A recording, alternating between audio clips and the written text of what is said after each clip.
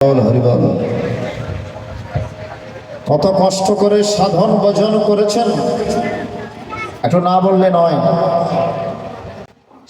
জয় রাম জয় গোবিন্দ। শ্রী শ্রী রাম ঠাকুরের ৭৭তম তিরোভাব এবং শুভ অক্ষয় তৃতীয়া উপলক্ষে খাগড়াছড়ি জেলার মানিকছড়ি উপজেলায় সিএমবি অবস্থিত শ্রী শ্রী রাম ঠাকুরের মন্দিরে ধর্মসভা, সত্যনারায়ণ সেবা, প্রতিষ্ঠাবার্ষিকী উদযাপন এবং শ্রীমদ্ ভাগবত গীতা পাঠ অনুষ্ঠিত হয়েছে।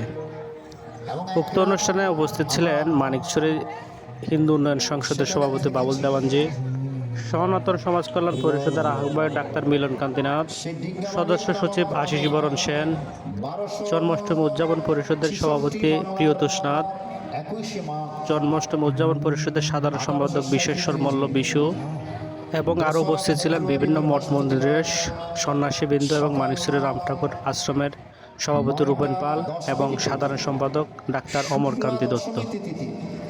উক্ত অনুষ্ঠানে শ্রীমদ্ ভাগবত গীতা পাঠ করেন গীতা সুধাকর শ্রী প্রদর্শন দেবনাথ এবং উক্ত অনুষ্ঠানে ভক্তদের আনাগোনা ছিল একদম কানায় কানায় পরিপূর্ণ। আমার ভিডিওটি এ পর্যন্তই। সকলে ভালো থাকবেন, সুস্থ থাকবেন। আর ভিডিওটি যদি ভালো লাগে অবশ্যই লাইক কমেন্ট করবেন। আর এরকম ধর্মীয় ভিডিও আপনারা দেখতে চাইলে অবশ্যই লাইক কমেন্ট করবেন এবং শেয়ার করে জানিয়ে দিবেন আপনাদের আরও ভিডিওর জন্য।